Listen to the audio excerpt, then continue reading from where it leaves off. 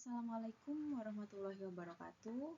Perkenalkan, nama saya Pinky Lindasari dari kelas MJ102, Prodi Manajemen, Kampus Universitas Siber Asia. Di sini saya akan mempresentasikan tugas ekonomi mikro mengenai UMKM. Undang-Undang Cipta Kerja. Kebijakan ini ditetapkan pada tahun 2020 dan dikeluarkan pada era pemerintahan Presiden Joko Widodo. Undang-undang ini bertujuan untuk mempermudah perizinan dan memberikan dukungan kepada usaha mikro kecil dan menengah di negara Indonesia. Kebijakan pemerintah pada pemberdayaan UMKM. Usaha mikro kecil dan menengah merupakan hal yang sangat penting bagi perekonomian global karena UMKM merupakan tulang punggung perekonomian dunia. Usaha UMKM adalah salah satu fondasi perekonomian nasional berdasarkan data Kementerian Koperasi dan Usaha Kecil dan Menengah. Kontribusi UMKM mencapai 99% dari seluruh unit usaha. Kontribusi terhadap PDB sebesar 60,5% dan mampu menyerap tenaga kerja sebanyak 96,9%. Adanya UMKM juga sangat berpengaruh bagi kesejahteraan masyarakat. Pengembangan UMKM tidak hanya menjadi tanggung jawab pemerintah pusat, tapi juga merupakan tanggung jawab pemerintah daerah. Dengan adanya pembuatan peraturan yang tetap, dapat memberdayakan UMKM sebagai usaha yang mandiri dalam perekonomian nasional. Pemerintah juga memiliki beberapa kebijakan untuk mendukung perekonomian usaha mikro kecil dan menengah, diantaranya yaitu akses keuangan. Pemerintah memberikan dukungan pembiayaan melalui program kredit usaha rakyat atau KUR dan juga pembiayaan ultramikro. Pemerintah juga menempatkan dana di perbankan nasional untuk restrukturisasi kredit UMKM. Digitalisasi. Pemerintah mendorong UMKM untuk berdigitalisasi untuk meningkatkan efisiensi operasional, produktivitas, dan daya saing. Infrastruktur. Pemerintah membangun infrastruktur konektivitas digital seperti satelit palaparing dan bus transfer station untuk membantu UMKM memperluas jangkauan pasar. Kemudian insentif perpajakan. Pemerintah memberikan insentif pajak penghasilan PPH pasal 21 yang ditanggung oleh pemerintah dan insentif PPH final 0,5% yang ditanggung oleh pemerintah.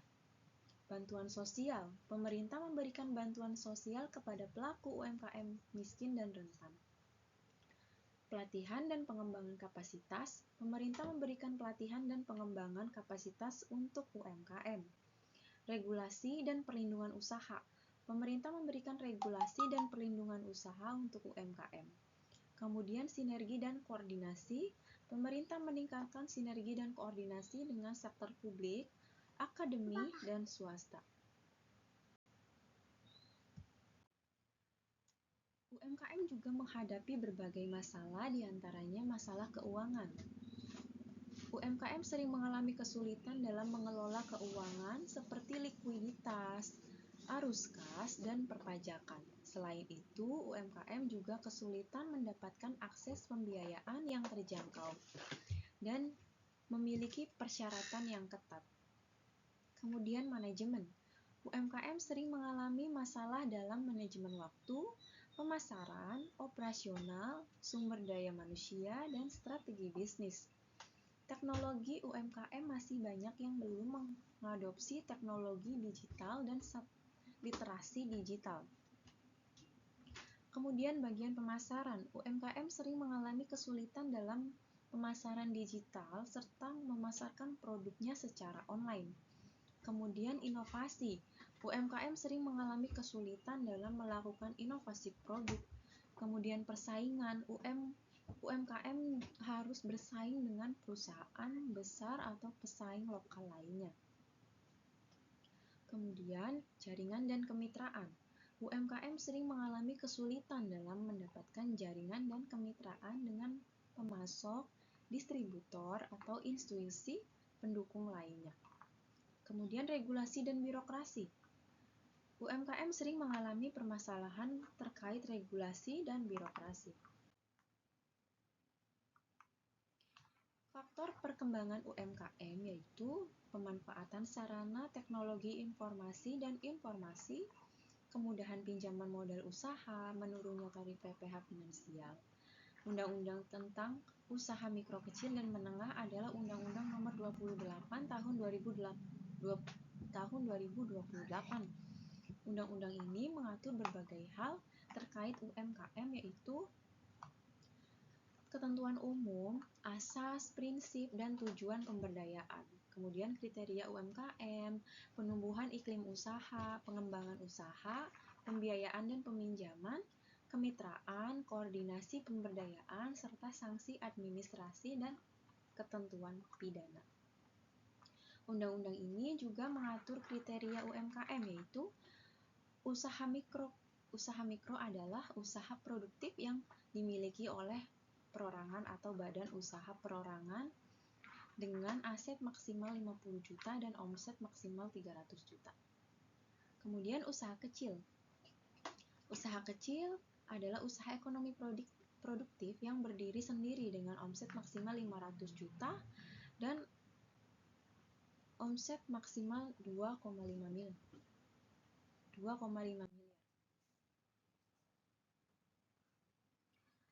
Kriteria UMKM. Kriteria UMKM sendiri di sini kriteria UMKM pada pelaku usaha mikro memiliki kekayaan paling bersih sebanyak 500 juta, tidak termasuk tanah dan bangunan tempat usaha, atau memiliki hasil penjualan tahunan paling banyak 300 juta.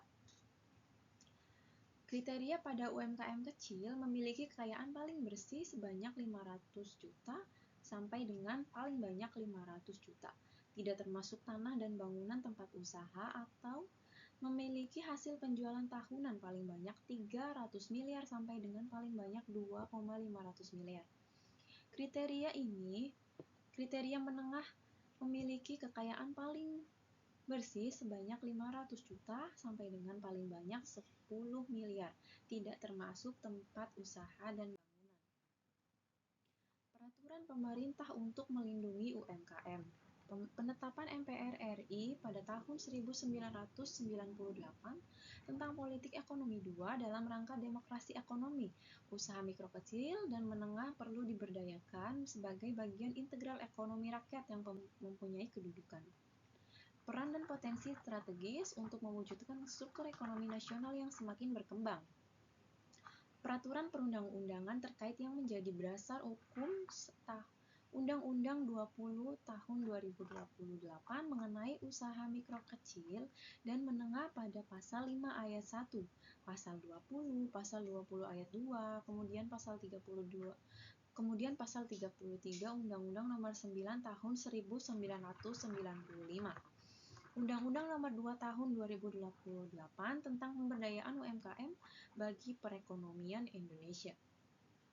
Kebijakan kredit usaha rakyat atau yang disebut KUR yang lebih murah dan luas bagi UMKM. Kemudian Peraturan Presiden Nomor 5 Tahun 2027 tentang program kredit usaha kecil bagi pemberdayaan UMKM.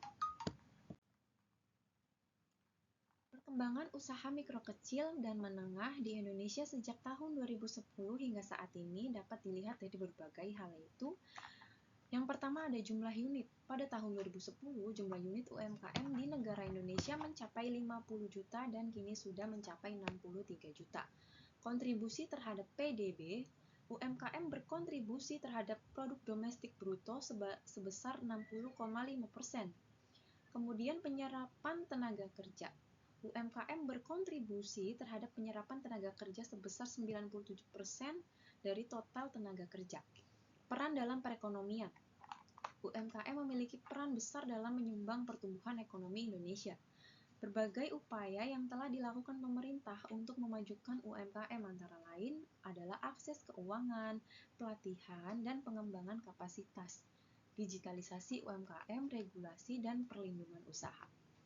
Beberapa strategi yang dapat dilakukan untuk mengembangkan UMKM antara lain menjalin hubungan yang baik dengan pelanggan, kemudian meningkatkan kapasitas produk, mengetahui kebutuhan pasar, memanfaatkan media sosial, serta promosi menggunakan platform online dan terus melakukan inovasi.